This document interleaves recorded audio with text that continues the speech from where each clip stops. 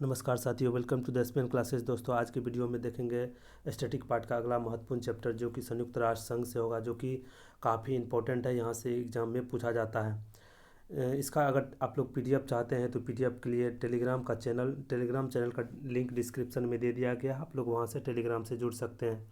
इसके अलावा जितना भी अन्य सोशल मीडिया प्लेटफॉर्म है सभी का लिंक डिस्क्रिप्शन में, आप लोग वहाँ से जुड़ जाइए, ताकि निश्चित ही रूप से वहाँ से पीडीएफ और जितना भी अन्य इन्फॉर्मेशन है वहाँ शेयर किया जाता है।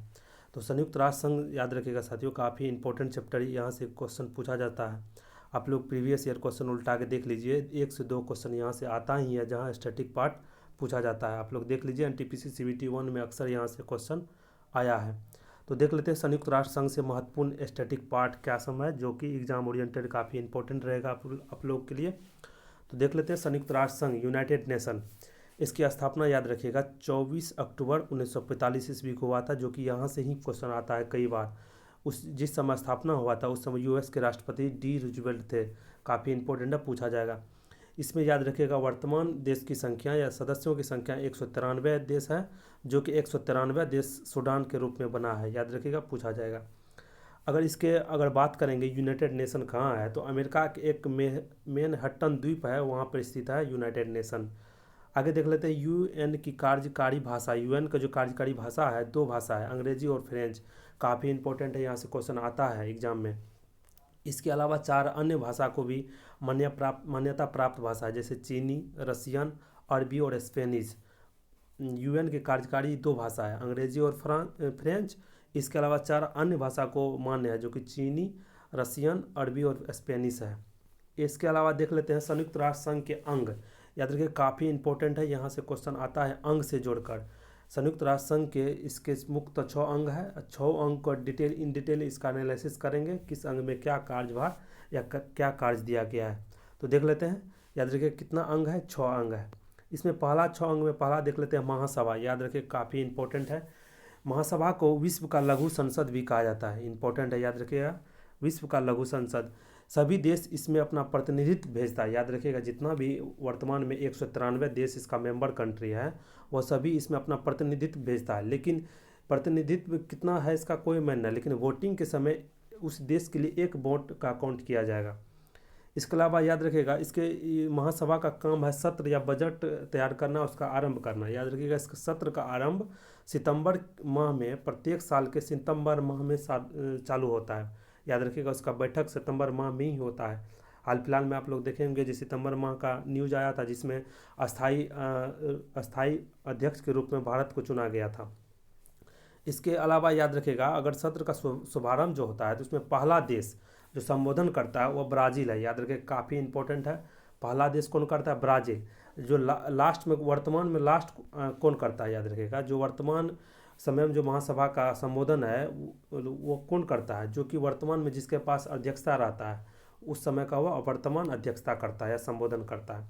तो जितना महासभा से इंपॉर्टेंट था सभी को एक जगह करके देख लिए हैं। आगे देख लेते हैं सुरक्षा परिषद। ये यहाँ से काफ़ी इंपॉर्टेंट है, क्वेश्चन पूछा जाएगा। सुरक्षा परिषद यह यूएन का कार्यपालिका होता है। याद रखिएगा, यूएन का कार्यपालिका है यह।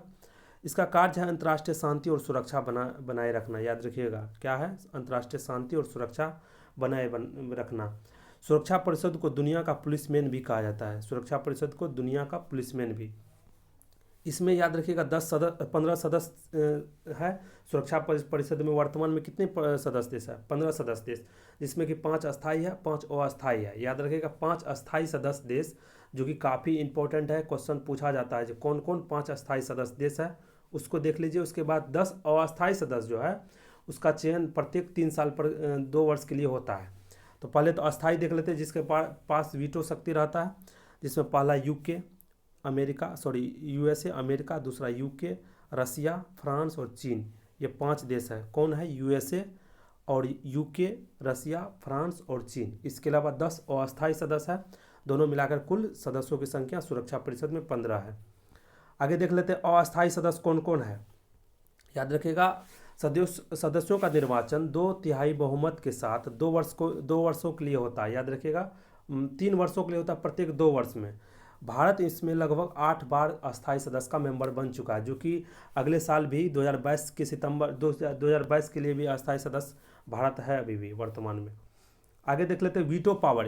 वीटो पावर की शक्ति मात्र 5 देश के पास है, जो कि 5 अस्थायी सदस्य है, यूके, यूएसए, रसिया, उसके बाद चीन और फ्रांस। ये 5 देश के पास वीटो पावर है। इसके अलावा याद रखिएगा वीटो पावर का अभी तक में सबसे ज़्यादा अधिक या सबसे अधिक बार यूज किया है रूस के द्वारा।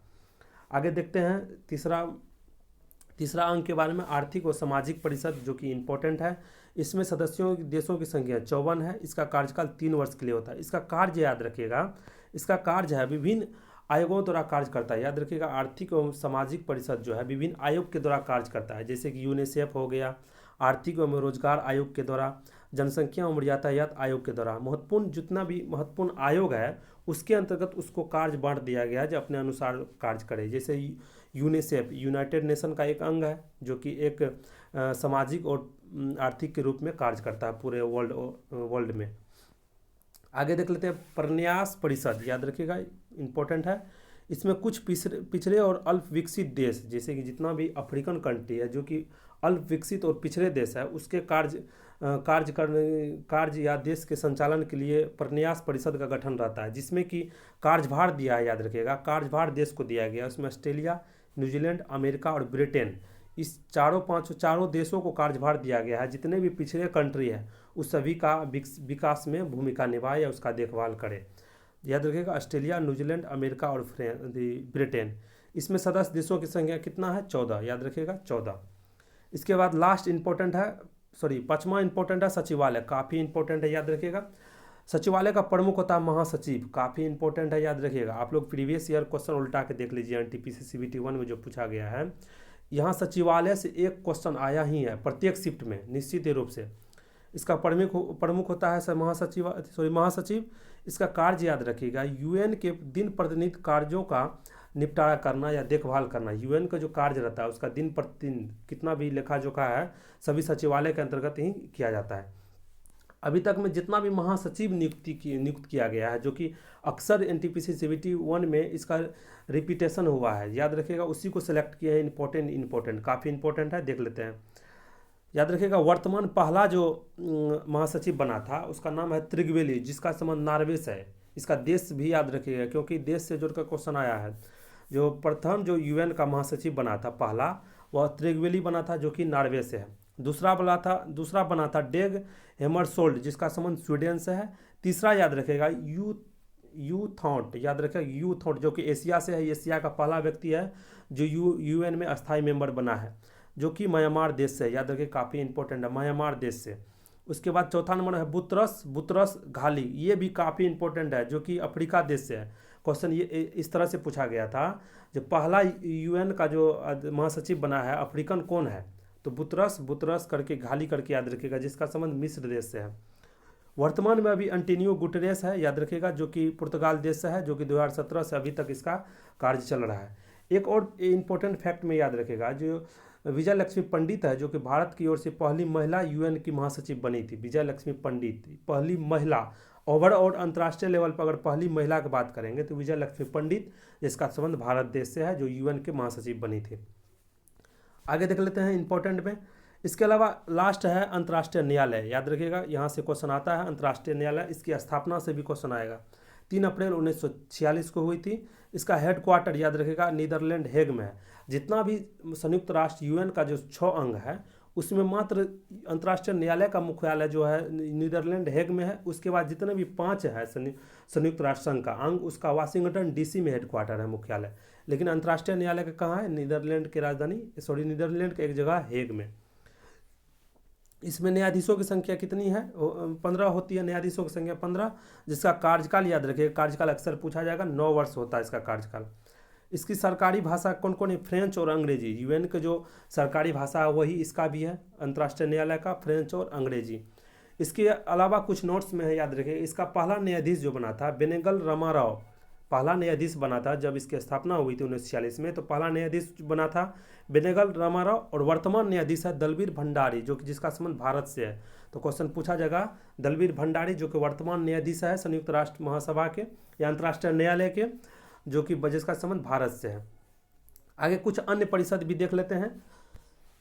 संयुक्त राष्ट्र मानवाधिकार परिषद, यह UNHRC, काफ़ी इंपॉर्टेंट है, यह क्वेश्चन पूछा जाएगा। संयुक्त राष्ट्र मानवाधिकार परिषद UNHRC, जिसका गठन हुआ था 2006 में, जून 2006 में, जिसमें वर्तमान देशों की संख्या 47 देश है।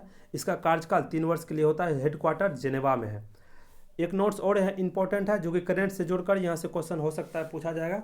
भारत UNHRC संस्था का सदस्य पुनः अक्टूबर 2021 से निर्वाचित हुआ। याद रखिएगा, यूएन को भारत, याद रखिएगा, ओवरऑल जान लीजिए इजी भाषा में, UNHRC का जो अस्थायी सदस्य चुना गया, भारत को पुनः चुना गया है। कौन सा सत्र के लिए? 22 से 24 के सत्र के लिए UNHRC का सदस्य फिर से चुना गया है, जो कि 17 कंट्री को चुना गया है, उसमें भारत का भी है। तो यहाँ से क्वेश्चन पूछा जाएगा। तो जितना भी संयुक्त राष्ट्र संघ से इंपॉर्टेंट क्वेश्चन था, सभी को इन डिटेल देख लिए हैं आप लोग। इससे संबंधित इसका ऑब्जेक्टिव बनाइएगा, निश्चित रूप से क्वेश्चन आप लोग का नहीं छूटेगा। यहाँ से क्वेश्चन आएगा, याद रखिएगा, स्टैटिक पार्ट में। ये आपको अभी हम बोल दे रहे हैं, आप लोग एग्जाम दे आइएगा तो निश्चित रूप से इस वीडियो को खोल के देखिएगा, निश्चित रूप से यहाँ से क्वेश्चन पूछा जाएगा। इसके अलावा जितना भी अंतर्राष्ट्रीय न्यायालय महत्वपूर्ण है, उसको अगले वीडियो में देखेंगे, जो कि इम्पोर्टेंट है, जिसका हेडक्वार्टर स्थापना से अक्सर क्वेश्चन आता है, तो उसको अगले वीडियो में देखेंगे। तो यह वीडियो आप लोगों को कैसा लगा जरूर बताइएगा। कि अगर वीडियो अच्छा लगा होगा तो वीडियो को लाइक, शेयर और चैनल को सब्सक्राइब जरूर कीजिएगा, ताकि इसी तरह का वीडियो आप लोग के लिए लाते रहेंगे। तो मिलते हैं अगले वीडियो में, तब तक के लिए बहुत बहुत धन्यवाद। इसका PDF के लिए आप लोग टेलीग्राम चैनल से जुड़ जाए, इसका लिंक डिस्क्रिप्शन में दे दिए हैं। बहुत बहुत धन्यवाद।